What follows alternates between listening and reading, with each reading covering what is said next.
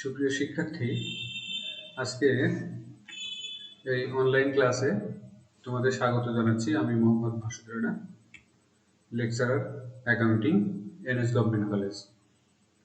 তো আজকে এর আগে তোমাদের দুইটি ক্লাস আমি নিয়েছি, আজকে তোমাদের তৃতীয় class.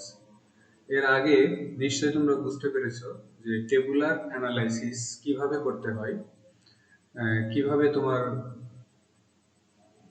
Effect of accounting equation on transaction সেটা দেখাতে হয়, অর্থাৎ ইফেক্টগুলো কিভাবে হিসাব সমীকরণে দেখাতে হয়। তো আজকে তোমাদের আরেকটি অঙ্ক নিয়ে আজকে 3 নাম্বার ক্লাসটি আমি নেব। এর আগে দুটি ক্লাস এই ভিডিও ডেসক্রিপশন লিস্টে দেওয়া থাকবে, তোমরা সেই দুটি ক্লাস একটু দেখে নিও, তাহলে একটু তোমাদের জন্য সুবিধা হবে। তো আজকে যে ক্লাসটি নিব, যে অঙ্কটি করাবো, সেটি ন্যাশনাল ইউনিভার্সিটি বিবিএস অনার্স 2006 সালে এসেছে এবং অত্যন্ত গুরুত্বপূর্ণ একটি কোশ্চেন। এই কোশ্চেনটি তোমাদের সমাধান করলে আমি আশা করি তোমাদের এই অঙ্কে আর কোনো সমস্যা থাকবে না। তারপরে যদি কোনো সমস্যা থেকে থাকে তাহলে কমেন্টে আমাকে জানাবে, আমি সমাধান করার চেষ্টা করব। তো প্রিয় শিক্ষার্থী, আমরা অঙ্কে চলে যাই। মিস্টার মুন started business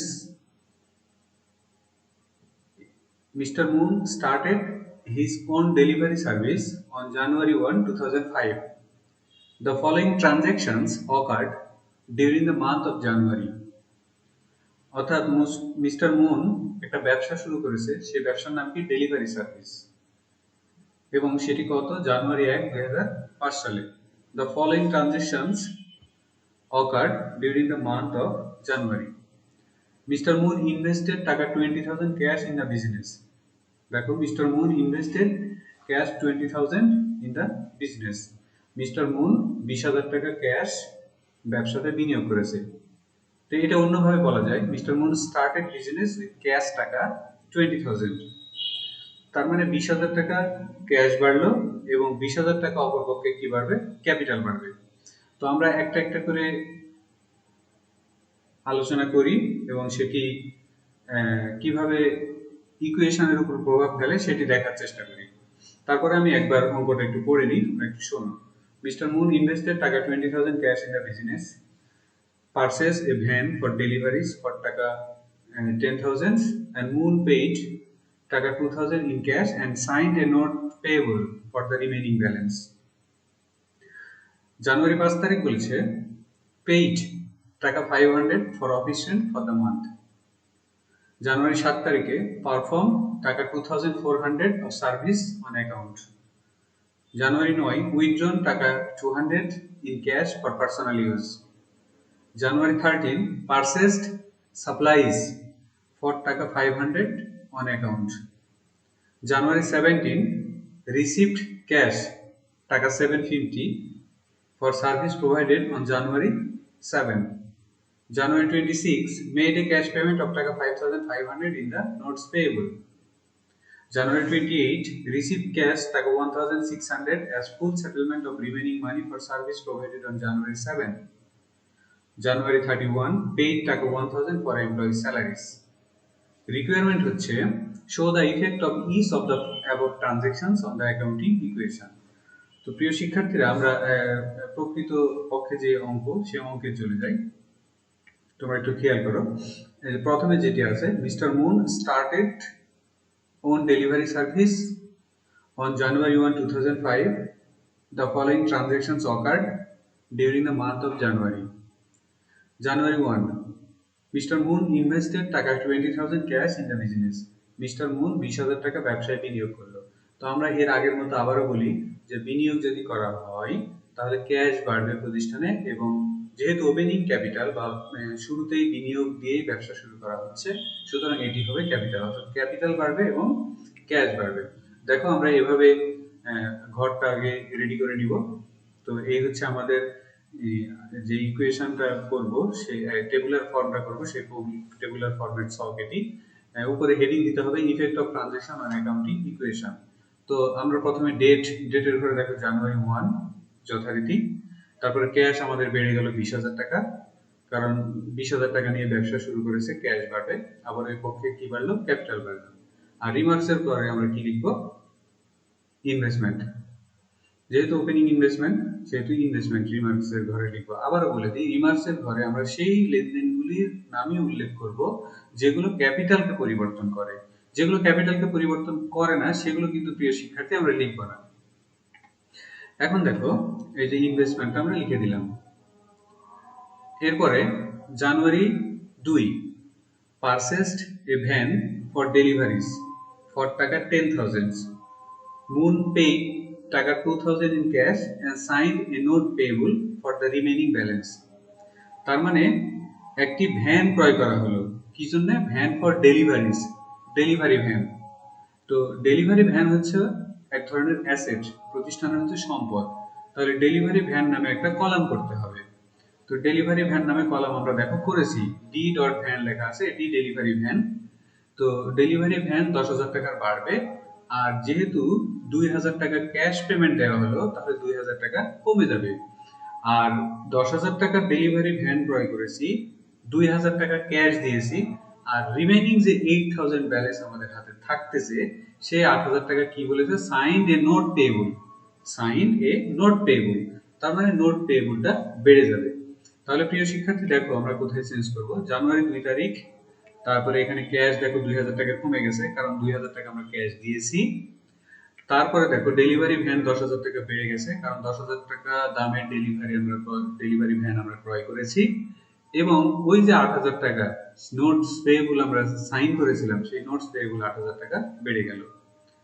এখন এটি যেহেতু ক্যাপিটালে কোনো পরিবর্তন হয়নি সুতরাং এখানে রিমার্কসের ঘরে কিছু লিখবো না। প্রিয় শিক্ষার্থী, এর পরের ট্রানজ্যাকশনে আমরা যাই। দেখো বলেছে কি, পে টাকা 500 for office rent for the month. আমরা জানি যে কোনো খরচের জন্য মূলধনের পরিমাণটা কিন্তু কমে যায়। আর এখানে হচ্ছে পেইড টাকা 500 for office rent. Office rent is one kind of expense, so you have to decrease your capital first. তাহলে ক্যাপিটালটাকে কমিয়ে দেব, এবং যেহেতু নগদ টাকা 500 টাকা দেয়া হলো তাহলে ক্যাশ টাকাটাও কমে যাবে। তো দেখো জানুয়ারি 5 তারিখ যথারীতি 500 টাকা ক্যাশ কমে গেল কারণ অফিস রেন্ট আমরা নগদে প্রদান করেছি, এবং ক্যাপিটালটা কমে গেল কারণ সকল খরচের জন্য ক্যাপিটালটা কমে যায়। আর যেহেতু ক্যাপিটালে পরিবর্তন হলো তাহলে আমরা রিমার্কসের ঘরে লিখলাম রেন্ট এক্সপেন্স। প্রিয় শিক্ষার্থী, নিশ্চয়ই বুঝতে পারতেছো আমি যথাসম্ভব সহজ করে তোমাদের বোঝার চেষ্টা করতেছি বোঝানোর। আর যদি কোথাও বুঝতে সমস্যা হয় তাহলে প্লিজ কমেন্ট করে জানিও, আমি সেটাই তোমাকে বুঝিয়ে দেওয়ার চেষ্টা করব। এরপরে সুপ্রিয় শিক্ষার্থী দেখো 7 নম্বর, জানুয়ারি 7, পারফর্মড টাকা 2,400 অফ সার্ভিস অন অ্যাকাউন্ট। এই যে সার্ভিস অন অ্যাকাউন্ট মানে বাকিতে সেবা প্রদান করা হলো। আমরা জানি সেবা প্রদান করলে সেটি হবে সার্ভিস রেভিনিউ, আর সেবা প্রদান করলেই সেটি ক্যাপিটালটাকে বাড়িয়ে দেবে। আর যেহেতু 2,400 টাকার সেবা প্রদান করা হলো, নগদে কি বাকিতে সেটি পরের কথা, যেহেতু সেবা প্রদান করা হলো তাহলে ক্যাপিটালটাকে বাড়বে। তাহলে 2,400 টাকা ক্যাপিটাল বাড়বে, আর 2,400 টাকা যেহেতু অ্যাকাউন্টে সার্ভিস দেওয়া হলো, নগদে তো আর বাড়ার সুযোগ নেই, তাহলে বাড়বে কি? Accounts receivable. অ্যাকাউন্ট রিসিভেবল দেখো জানুয়ারি 7 তারিখ, এই যে অ্যাকাউন্ট রিসিভেবল আমার 2,400 টাকা বেড়ে গেল, আর অপর পক্ষে দেখো আমার ক্যাপিটাল 2,400 টাকা বেড়ে গেল। আর যেহেতু এটি ক্যাপিটাল পরিবর্তন হচ্ছে সুতরাং রিমার্কসের ঘরে আমরা কি লিখব? সার্ভিস রেভিনিউ, কারণ সার্ভিস রেভিনিউ এর জন্য আমার ক্যাপিটালটা বেড়ে গেল। প্রিয় শিক্ষার্থী, নিশ্চয়ই বুঝতে পারতেছো। এরপরে যেটি আছে সেটি হচ্ছে দেখো উইথড্রন। উইথড্রন মানে ড্রয়িংস, ড্রয়িংস মানে উত্তোলন। উইথড্রন টাকা 200 in cash for personal use. তার মানে ব্যক্তিগত ব্যবহারের জন্য 200 টাকা উত্তোলন করা হলো। আমরা জানি ওনার সিকিউরিটি সমান C plus I minus E minus D, D minus, তার মানে ড্রয়িংস হলে বা উত্তোলন হলে ক্যাপিটালটাকে মাইনাস হবে। তো 200 টাকা ক্যাপিটাল মাইনাস হবে, আর 200 টাকা যেহেতু প্রতিষ্ঠান থেকে চলে গেল তাহলে ক্যাশটাও আমাদেরকে মাইনাস করতে হবে। তো দেখো প্রিয় শিক্ষার্থী, জানুয়ারি 9 তারিখ এখানে বলা আছে 200 টাকা আমরা ক্যাশ থেকে মাইনাস করে দিলাম, আর 200 টাকা আমরা ক্যাপিটাল থেকে মাইনাস করে দিলাম। আর যেহেতু ক্যাপিটাল থেকে কমে গেল সুতরাং ড্রয়িংস আমরা রিমার্কসের ঘরে লিখে দিলাম ড্রয়িংস। উইথড্রন মানে হচ্ছে ড্রয়িংস। এরপরে আমরা যাই, দেখো জানুয়ারি 13, পারচেসড সাপ্লাইজ, সাপ্লাইজ ক্রয় করা হলো ফর টাকা 500 অন অ্যাকাউন্ট। 500 টাকার সাপ্লাইজ ক্রয় করা হলো। সাপ্লাইজ মানে কি? স্টেপলার, পিন, খাতা, কলম, একটা অফিসে যেই মনিহারি জিনিসপত্র লাগে সেগুলোকে বলা হয় একত্রে সাপ্লাইজ। তাহলে 500 টাকার সাপ্লাইজ ক্রয় করা হলো। সাপ্লাইজ যদি থাকে তাহলে আমরা সেটাকে অ্যাসেট হিসাবে আমরা দেব।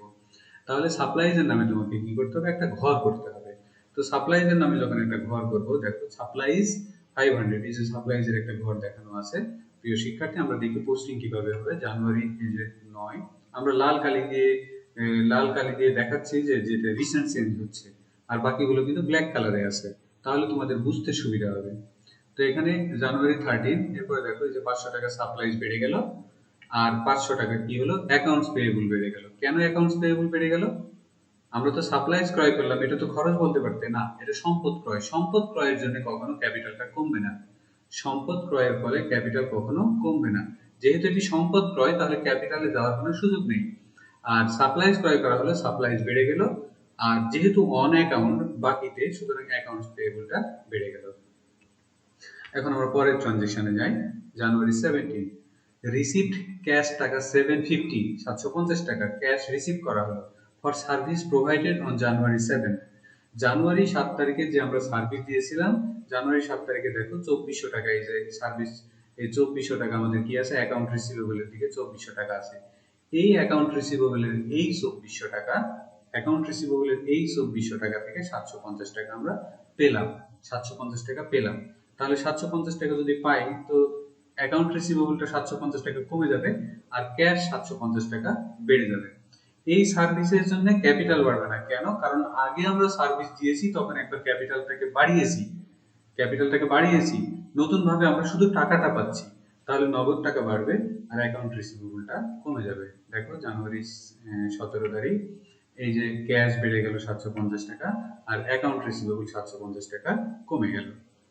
প্রিয় শিক্ষার্থী, আমরা পরের ট্রানজেকশনে যাই। 26, made a cash payment of টাকা 5500 in the notes payable. Notes payable বাবদে আমাদের যে বাকিটা ছিল, দেখো নোটস পেয়েবল বাবদে আমাদের বাকি আছে কত? 8000 টাকা বাকি আছে।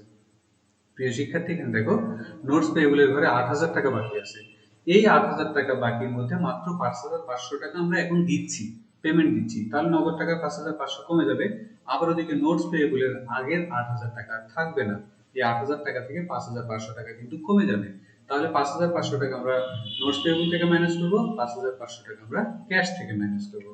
তো দেখো জানুয়ারি 26 আমরা 5500 টাকা ক্যাশ থেকে মাইনাস করলাম, আর এখানে 5500 টাকা আমরা নোটস পেয়েবল থেকে মাইনাস করলাম। প্রিয় শিক্ষার্থী, নিশ্চয়ই আমার কথাটি এবং আমার লেকচারটি খুব মনোযোগ দিয়ে শুনতেছে এবং বুঝতেছে আশা করি। এরপরে দেখো 28, রিসিভড ক্যাশ টাকা 1600 as full settlement of remaining money for service provided on January 7। জানুয়ারি 7 তারিখে আমরা সার্ভিস দিয়েছিলাম কত? 2400 টাকা। 2400 টাকা নিশ্চয়ই তোমার মনে আছে বা দেখা যাচ্ছে অ্যাকাউন্ট রিসিভেবলের ঘরে 2400 টাকা আছে। তো এই 2400 টাকার মধ্যে 750 টাকা দেখো আমরা জানুয়ারি 17 তারিখে কিন্তু পেয়ে গেছি। তাহলে 2400 টাকা থেকে 750 টাকা যে টাকা থাকে, সেই টাকা থেকে আমরা 1600 টাকা পাচ্ছি অ্যাজ ফুল সেটেলমেন্ট। যদি এই ফুল সেটেলমেন্ট কথাটি থাকে, তার মানে যদিও মানে যত টাকা পাওয়ার কথা তার থেকে কম পাচ্ছি, হয়তো আমরা ক্যালকুলেশন করে দেখব 1600 টাকা পাচ্ছি, আর অবশিষ্ট যদি কোনো পাওনা থাকে সেটি আর পাবো না। এই জন্য বলা হচ্ছে ফুল সেটেলমেন্ট। তাহলে আমরা দেখি যে 1600 টাকা আমরা হিসাব করি, 2400 টাকা থেকে 750 টাকা মাইনাস, আমরা হিসাবটা দেখিয়ে দিয়েছি। আগে আমরা পোস্টিং দেখাই। জানুয়ারি 28 আমরা এই যে 1600 টাকা, দেখো 1600 টাকা যেহেতু কি করা হলো, রিসিভ ক্যাশ পাওয়া গেল, তাহলে 1600 টাকা আমরা ক্যাশটাকে বাড়িয়ে দিলাম। তারপরে আমরা দেখো 1650 টাকা কমিয়ে দিলাম। কেন 1650 টাকা কমিয়ে দিলাম? কারণ 2400 টাকা থেকে 750 টাকা অলরেডি পেয়ে গেছিলাম, তাহলে আমরা পেতাম 1650 টাকা।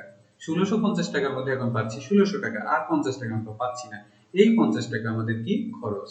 এই খরচের জন্য আমাদের ক্যাপিটালটা কমে যাবে। দেখো ক্যাপিটাল 50 টাকা মাইনাস হয়ে গেছে। আর আমরা রিমার্কসের ঘরে কি লিখবো? ডিসকাউন্ট।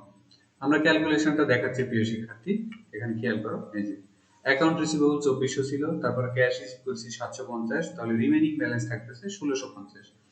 এই 1650 এখান থেকে জানুয়ারি 28 তারিখে আমরা পাচ্ছি 1600 টাকা আউট অফ 1650। তাহলে ডিসকাউন্ট কত হবে? ডিসকাউন্ট উইল বি 1650 মাইনাস 1650 টাকা ডিসকাউন্ট। ঠিক আছে? এই হচ্ছে ক্যালকুলেশন।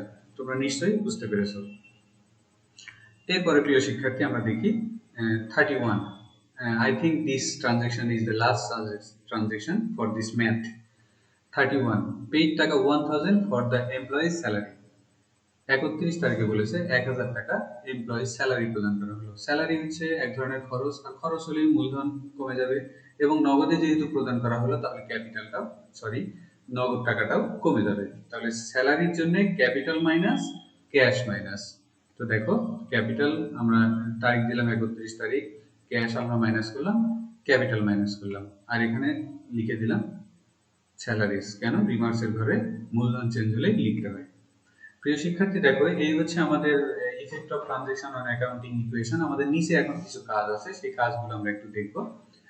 অর্থাৎ এই যে ক্যাশের যে টোটাল ব্যালেন্স হলো যোগ বিয়োগ করে কত হবে সেটা লিখতে হবে, ডেলিভারি ভ্যান টোটাল কত হলো সেটা নিচে লিখতে হবে, অ্যাকাউন্ট রিসিভেবল টোটাল কত হলো সেটি লিখতে হবে, সাপ্লাইজ টোটাল কত হলো সেটি লিখতে হবে, অ্যাকাউন্টস পেয়েবল ব্যালেন্স, সব ব্যালেন্স আমাদের নিচে এখন টোটাল করতে হবে।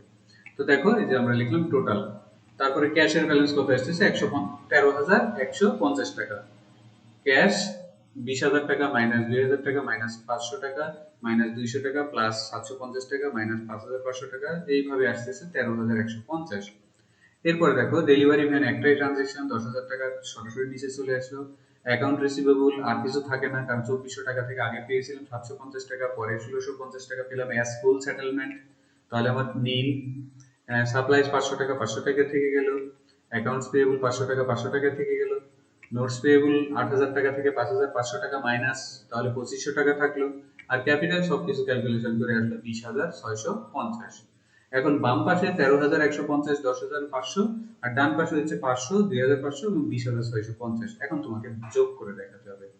প্রিয় শিক্ষার্থী দেখো, বাম পাশে যোগ করলে আসতেছে 23,650, আর ডান পাশে যোগ করলে আসতেছে 23,650, তার মানে আমাদের দুই পাশে মিলে গেল। এরপরেও তোমার প্রশ্নে থাকতে পারে proof accounting equation, requirement B তে থাকতে পারে বা রিকোয়ারমেন্ট 2 এ থাকতে পারে। তাহলে প্রুফ অ্যাকাউন্টিং ইকুয়েশন বললে তাহলে আমরা কিভাবে দেখাবো?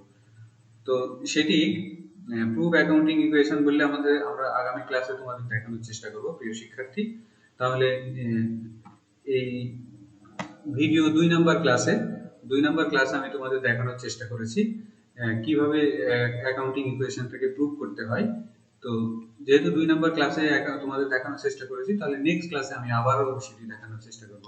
তাহলে আমার আজকে সহ মোট 3টি ক্লাস নেওয়া হলো টেবুলার অ্যানালাইসিস থেকে। তোমাদের যদি কোনো সমস্যা হয় প্লিজ কমেন্ট বক্সে জানাবে যে আমার এই জায়গাতে প্রবলেম হয়েছে, আমি তোমাদের উত্তর দেওয়ার চেষ্টা করব। তো প্রিয় শিক্ষার্থী, আজকের মতো সবাইকে ধন্যবাদ। সবাই ভালো থেকো, সুস্থ থাকো এবং এই ক্লাসগুলোকে এনজয় করো। আর তোমাদের ম্যাথমেটিক্সে তুমি যত ভালো হবে তোমার কনফিডেন্স তত ভালো হবে, চাকরির ক্ষেত্রে তুমি প্রাধান্য পাবে। তো ধন্যবাদ সবাইকে।